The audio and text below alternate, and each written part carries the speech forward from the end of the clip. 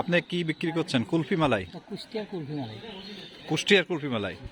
কুষ্টিয়া থেকে আপনি এত দূরে আসছেন, যশোরের সদর উপজেলা, কবে আসছেন? আমরা আসছি, আমরা মূলত 15 দিন 1 মাস থাকি এখানে।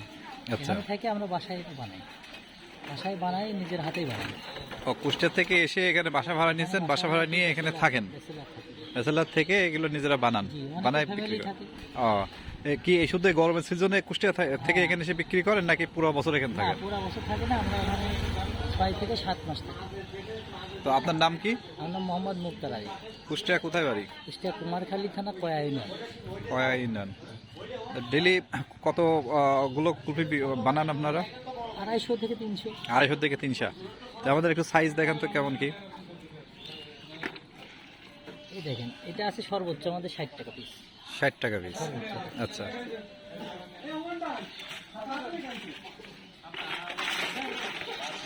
এটা আছে 30 টাকা।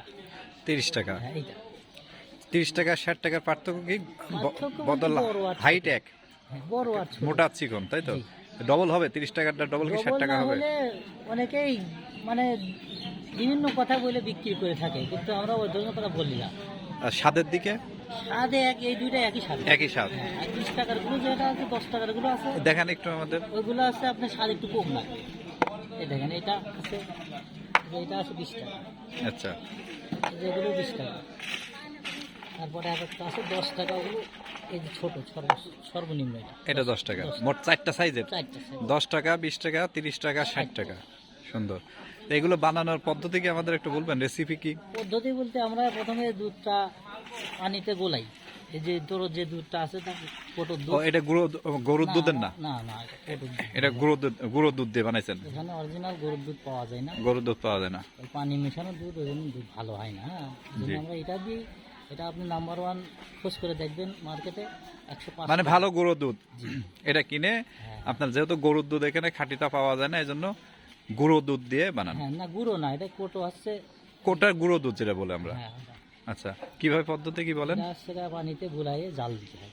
জি। জাল দিয়ে ঘন করে, তারপরে ঠান্ডা করে চিনি মিক্সার দিয়ে পরিমাণ মতো দিয়ে, তারপরে মশলা আছে, এলাচ ফল আছে, কালো জিরা আছে, কেউ আরও অন্য কেউ দেয়। আচ্ছা, স্বাদ নিয়ে আসার জন্য বিভিন্ন জন বিভিন্ন রকম বিভিন্নটা দিয়ে থাকে। উপাদান যোগ করে। হ্যাঁ, জি। তারপরে এটা বানানোর পরে এটা জমাট বাঁধান কিভাবে? আমরা বড় বাজারে বরফ নিয়ে ওখান থেকে লবণ লাগে জমাইতে। আপনি বরফের সঙ্গে লবণ না দিলে এটা জমে না। আচ্ছা। 1 থেকে 1.5 থেকে 2 কেজি লবণ।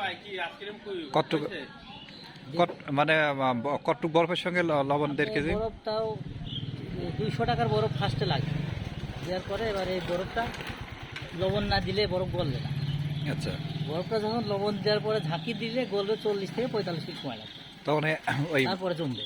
ওইটা জমাট বেঁধে যায়। 40 থেকে 45 মিনিট। তো এই আজকে আজকে কতগুলো বানাইছেন? 300? আজকে বানাইছি 350। কতক্ষণ লাগবে বিক্রি হতে? এটা ঠিক বলা যাবে না। আচ্ছা। এটা আপনার আসের আজানও পড়তে পারে, আবার সন্ধ্যাও লাগতে পারে, 8টাও বাজতে পারে, ঠিক নেই। তো এই ভ্যান কি আপনার নিজের না ভাড়া? ভ্যান আমার নিজের। এই কুষ্টিয়াতে ভ্যান নিয়ে চলে আসছেন? ভ্যান চালায় আসি, আবার যাওয়ার সময় চালায় চলে যাই। ঠিক আছে, ধন্যবাদ মুক্তার আলী। আপনার ব্যবসা সুন্দর হোক সে কামনা করি।